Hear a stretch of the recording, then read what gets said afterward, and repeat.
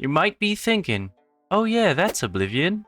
Wrong. This is Limbo of the Lost, a game that stole from everyone and got pulled from the shelf just a couple of months after its release. Today we're diving headfirst into it to find out if it's a hidden gem or just a pile of stolen garbage. It's time for Spud or Dud, where even the games you can't get your hands on anymore aren't safe from the gavel of judgment. And trust me, today's case needs a lot of judging. If you've never heard of Limbo of the Lost, I don't blame you. It started life in 1990s as an ambitious Amiga point-and-click adventure about the captain of a ship exploring the afterlife, because apparently Monkey Island wasn't weird enough. Development dragged on for years until the Amiga market died and the project went down with the ship. But then in 2007, it came back from the dead, except now it was less patient project and more Frankenstein monsters stitched together from other people's game. Almost none of the background assets or environments were original. If you played PC games in the early 2000s, there's a decent chance that some of the image seems familiar to you. They stole from Diablo II, Elder Scrolls, Thief 3, Unreal Tournament, even returned to Castle Wolfenstein, where they didn't even bother to Photoshop the UI out properly. That's not plagiarism, that's just Control-C and pray and no one notices. Hell, even the box art is stolen, straight from Gothic 3. And if you're thinking, well, maybe they just borrow the vibe. Nope, the background is literally the same, just color shifted. It's like changing your essay font to Comic Sans and thinking the teacher won't notice. People and the studios it stole from noticed fast. 4 months later, Limbo was sent right back. Well, to Limbo, pulled from the shelf, erased from the store, and Majestic Studios vanished faster than their art department's originality. But here's the thing, Grand Theft gaming aside, is Limbo of the Lost actually a bad game? Or did it just get sunk because it was the world's biggest copycat? Now before we start judging the actual game, a big shout out to Mr. Top Hat on YouTube, who somehow guided me through this nightmare while still letting me suffer properly. You, sir, are the official Spud of this video. He's also working on fixing every flaw in the game, which is basically like repairing the Titanic with duct tape. So check him out, links in the description. Let's start with the story, or at least whatever scraps of it you get. If you jump into the game without watching the bonus disc like I did, there's basically no story. The only context you're given is that a mortal is sent to the underworld. Why, who, don't ask, the game sure doesn't. Good thing the extras fill you in with a very, very bad cutscene. And surprise, even more stolen assets. I just need to take a second to show you how awful this intro is. They didn't animate anything. They just grabbed the free camera from the engine and tried to fake it being a 3D game. It's like someone's first day in Unity, but they accidentally released it. The actual plot is fairly simple. Captain Briggs sails from New York, gets stranded on an island with a weird temple, finds the Book of Sufferance, grabs a seal, accidentally summons the 4 horsemen of the apocalypse, and then gets yeeted into Limbo, where the game finally begins. The second you start the game, you instantly regret it. You're greeted with the best voice acting and camera work I've ever seen in a video game. And by best, I mean the kind that makes you wonder if your copy is haunted. Be fearful of me. I am to help, not to hurt. I am friend. Jokes aside, the bizarre mix of voice acting and character design actually makes them memorable.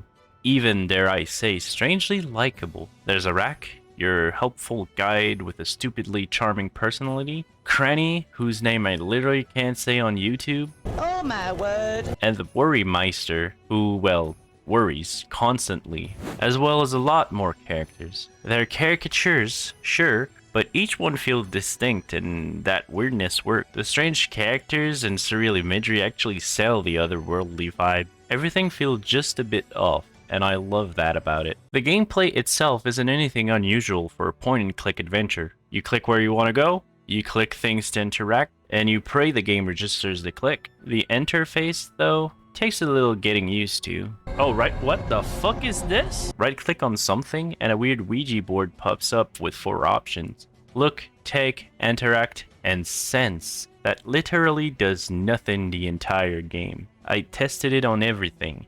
doors, items, my own patience, nothing. You can also press certain letters on the Ouija board to open menus, but I never bothered. It's way faster to just hit escape and click what you need.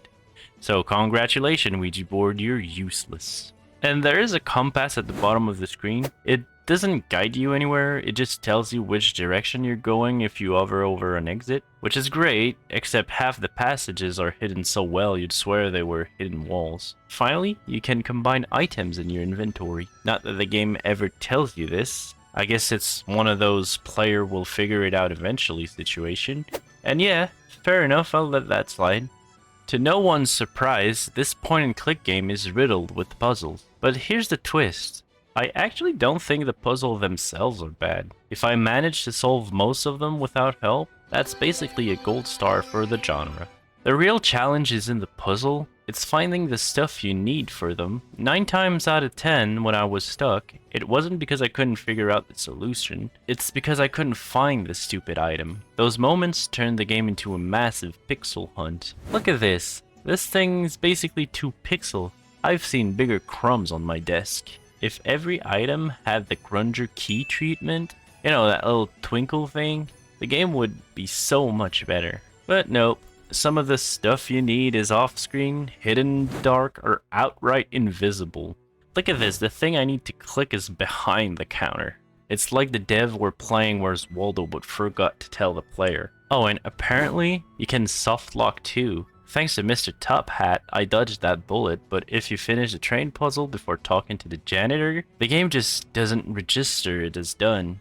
Congratulations, you're in limbo forever. Despite all of Limbo of the Lost's flaws, one of my biggest complaints is how safe it actually is. The game wants you to think Limbo is dangerous. It even opens with a skeleton sprinting at you, only for Briggs to shrug it off like it's an Amazon delivery. You've got Grunger who wants to eat you, the Soul Taker who, shocker, takes souls, the Wood Gator, which is neither made of wood nor even remotely an alligator. But here's the thing, not a single one of them is actually hostile. And it's not because the death isn't coded in. The only time you can actually die is if you fail the final puzzle's timer. That's it. One death the whole game. I wish it had pulled a shadow gate and given us funny death here and there.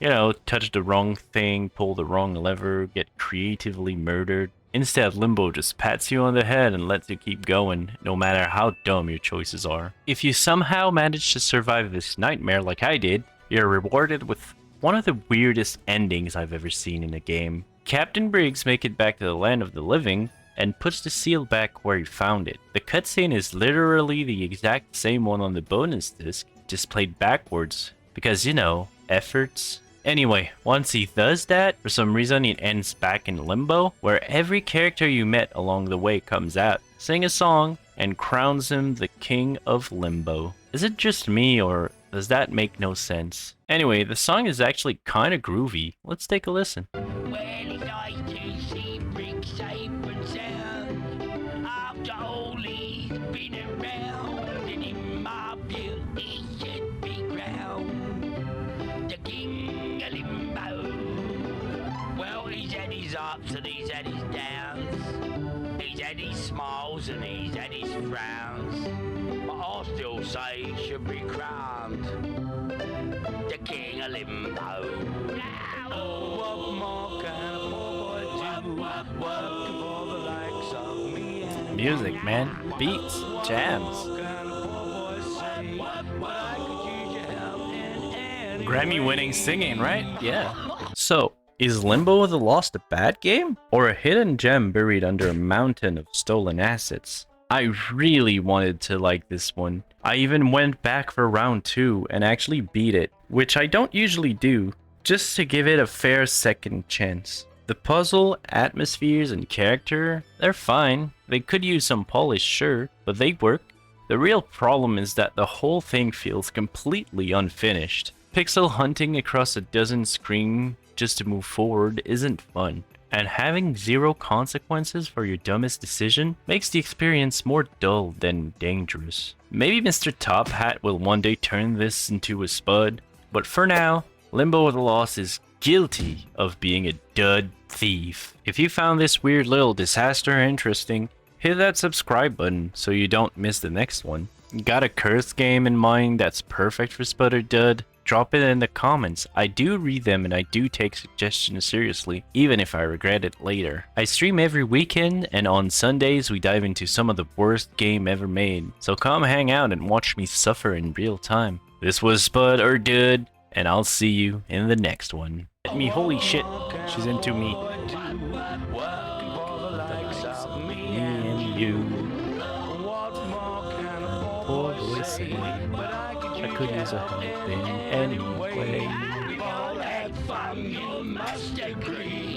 No, I disagree. I know interactively, but now we feel that Brick should be the king of Limbo. I do ups, I do be do ups, I do Up, I do be do up. I do ups, I do be do ups, the king of Limbo. I do ups, I do be do ups, I do ups, I do be do ups, I do ups, I do be do ups, king of Limbo.